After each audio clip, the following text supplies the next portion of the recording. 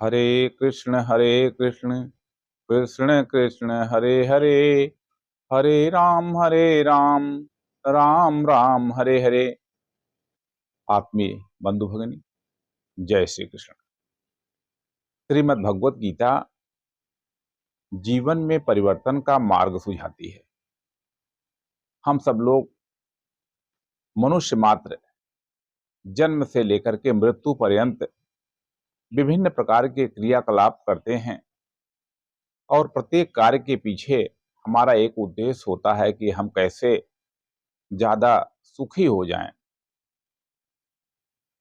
हम कैसे ज्यादा संघर्षों से बच करके एक आनंदमय जीवन का निर्माण कर सकें। बंधुओं, ऐसा कम ही हो पाता है कि हम जो चाहते हैं वो हो पाता है। अनेक प्रकार के हमारे कर्मों के नाते समस्याएं हमको घेर लेती हैं और कभी कभी तो संपूर्ण राष्ट्र ही, समाज ही समस्याओं का केंद्र बन जाता है, क्योंकि जो हमारी कार्य पद्धति है, जो हम कार्य करते हैं, वो कार्य हमको बंधन में डालते रहते हैं। आजकल देश में लोकसभा का चुनाव हो रहा है, तो वास्तव में प्रत्येक राजनीतिक दल की और राजनीति की, प्रजातंत्र की जो कल्पना की गई है, उसका उद्देश्य यही है कि कैसे प्राणी मात्र सुखी हो, कैसे राष्ट्र हमारा विकसित हो। लेकिन जब हम देखते हैं कि चुनाव में किस किस प्रकार के बयान दिए जा रहे हैं, तो जब व्यक्ति लिप्त हो जाता है तो मर्यादाओं को भी छोड़ देता है। वह अपने मान अपमान से उन बातों को जोड़ देता है।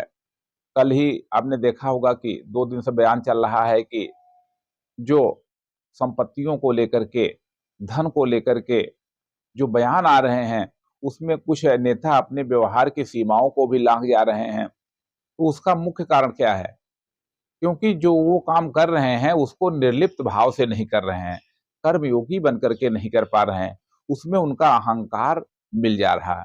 तो आइए हम सब श्रीमद् भगवत गीता के स्वाध्याय के द्वारा अपने आप को समझें, अपने मन को शुद्ध बनावें, अपने आप को संयमी बनावें, अपने आप को जीतने का प्रयास करें। एक श्रेष्ठ नेतृत्व कैसा हो सकता है, उसके अंदर कौन कौन से गुण होने चाहिए, आज जिस श्लोक का वाचन हम कर रहे हैं उसमें इस बात का दिग्दर्शन किया गया है। आइए श्रीमद् भगवत गीता के 5वें अध्याय के 7वें श्लोक का हम आज स्वाध्याय करते हैं, जो इस प्रकार से है। श्री भगवानुवाच योग युक्तो विशुद्धात्मा विजितात्मा जितेन्द्रियः सर्वभूतात्म भूतात्मा कुर्वन्नपि न लिप्यते। भगवान ने कहा, हे अर्जुन, जो जितेंद्रिय है, जो आत्म संयमी है, जिसका अंतःकरण शुद्ध है, जो सभी प्राणियों में स्वयं की आत्मा को ही स्थित मानता है, ऐसा कर्मयोगी कर्म करता हुआ लिप्त नहीं होता है।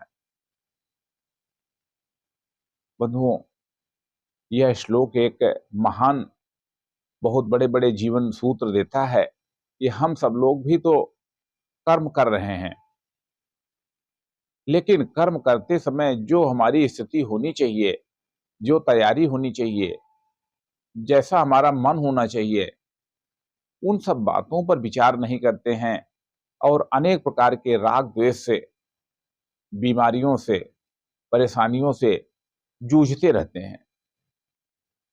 कोई गर्मी से परेशान है, तो कोई भूख से परेशान है, कोई व्यक्ति कौन से कपड़ा हमें पहनना चाहिए वो नहीं मिल पा रहा है, कोई व्यक्ति मोबाइल यह नहीं मिल पा रहा है, उसके नाते परेशान है। तो कितनी प्रकार की इच्छाओं से हम परेशान होते रहते हैं, तो कैसे हम अपने जीवन को सुखी कर सकते हैं? तो इसलिए ये आज का जो ये श्लोक है, इसमें भगवान ने एक श्रेष्ठ कर्मयोगी का, जो कि कर्मों के बंधन से अपने को बचा सके, उसके अंदर क्या क्या क्वालिटीज होनी चाहिए, गुण होने चाहिए, इस पर भगवान ने दिग्दर्शन किया है। तो क्या कह रहे हैं? जितेंद्रिय, कि जो व्यक्ति अपनी इंद्रियों पर विजय पाया हो। अब आप देखिए कि हम सब लोग अपनी इंद्रियों के व्यवहार के बारे में जितना गहराई से विचार करना चाहिए, वो विचार ही नहीं करते हैं। हमारे मन में आत्म संयम के महत्व को लेकर के चर्चा ही नहीं होती है। स्वामी विवेकानंद ने एक जगह कहा है कि आखिर चरित्र है क्या? तो कहते हैं कि character is nothing a bundle of repeated habits. जिन बातों को हम बार बार करते हैं, वही हमारा चरित्र बन जाती हैं। तो जो हम खा रहे हैं, जो हम देख रहे हैं, जो हम सुन रहे हैं, जिसका हम स्पर्श करते हैं, उसी में हमारी आसक्ति हो जाती है, यानी हम उसी में बंध जाते हैं और वही चीजें हमको दुखी बनाती हैं। तो यदि देश का नेतृत्व वह इंद्रियों के प्रति अनासक्त हो सके, इंद्रिय विषयों से अपने को संतुलित रूप से लगा सके और आत्म संयम कर सके, स्वयं को जीत सके। स्वयं को जीतने का मतलब क्या है? इसका अर्थ भी इसी विशेषण में है कि जो व्यक्ति स्वयं को जीत लेता है, यानी वह व्यक्ति तमाम प्रकार की परेशानियों से बच जाता है। तो इसलिए एक श्रेष्ठ नागरिक बनने के लिए, एक श्रेष्ठ नेतृत्वकर्ता बनने के लिए ये जो चारों बातें बताई जा रही हैं, बड़ी ही महत्वपूर्ण है। और अंतिम का जो सूत्र है, वो तो हम सब लोगों को निरंतर याद रखना चाहिए। वह है सर्वभूतात्म भूतात्मा कुर्वन् न लिप्यते। हमें इस मंत्र को कंठस्थ करने का प्रयास करना चाहिए कि जो वास्तव में सभी प्राणियों में अपनी आत्मा को ही देखता है, यानी जो सबके सुख को अपना सुख मान लेता है और जो सबके दुख को अपना दुख मान लेता है, वह व्यक्ति कभी भी कर्मों के बंधन में बंधता नहीं है।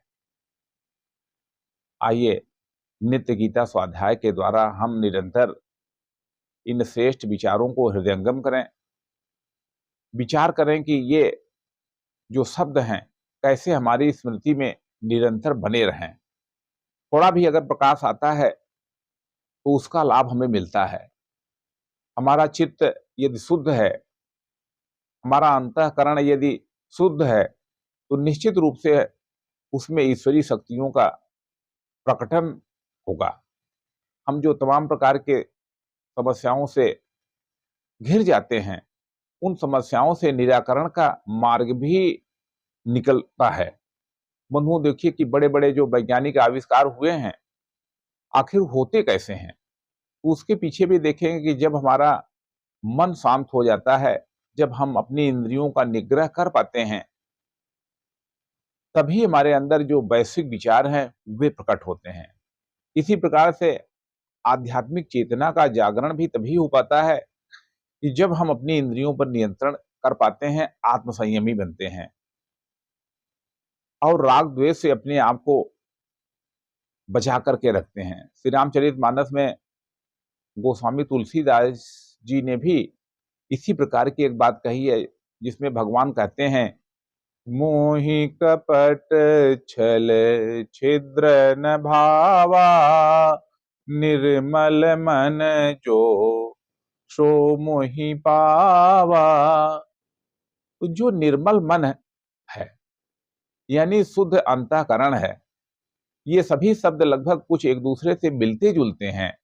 कुल मिलाकर के इतनी सी बात है कि जो एक श्रेष्ठ मनुष्य बनने की बात है, वह इन्हीं सब बातों को दिया गया है। कि आप देखिए कि हम दूसरों के व्यवहार से कितना ज्यादा प्रभावित होते रहते हैं।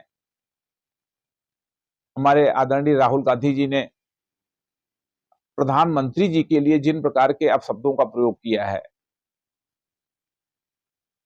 अरे जो व्यक्ति आपसे उम्र में बड़ा है, देश का प्रधानमंत्री है, आपको उनकी किसी बात से परेशानी है तो सभ्य और शिष्ट शब्दों में उसका विरोध कीजिए। लेकिन हम देखते हैं कि जब व्यक्ति का मन शुद्ध नहीं होता है, जब उसका मन कामनाओं से भरा होता है, तो वह दुनिया को अपने अनुसार चलाना चाहता है। तो जब ऐसे राष्ट्र के जो प्रमुख नेतृत्वकर्ता लोग हैं, उनके मन में राग द्वेष की एक प्रकार की भावना आती है, तो साधारण मनुष्यों में किस प्रकार की बात होगी। इसलिए श्रीमद् भगवत गीता को हमारी शिक्षा व्यवस्था में शामिल करना चाहिए, जिससे कि साधारण मनुष्य भी राग द्वेष से ऊपर उठ सके, सबको साथ लेकर के चल सके। हमारे संघ के वरिष्ठ प्रचारक नानाजी देशमुख कहते थे कि अपने वे हैं जो शोषित हैं, पीड़ित हैं, कष्ट में हैं। तो इसलिए अपने लोगों की चिंता करनी चाहिए। आखिर समाज में भ्रष्टाचार की जड़ क्यों है? उसमें भी यही बात दिखाई पड़ती है कि जब हम पूरे समाज को अपना नहीं मानते हैं, केवल अपने परिवार को ही अपना मानते हैं। यही बात इस महाभारत के युद्ध में भी दिखाई पड़ती है कि देखिए अर्जुन तो महान योद्धा हैं, कितने युद्ध कर चुके हैं, लेकिन वे कब फंस जाते हैं?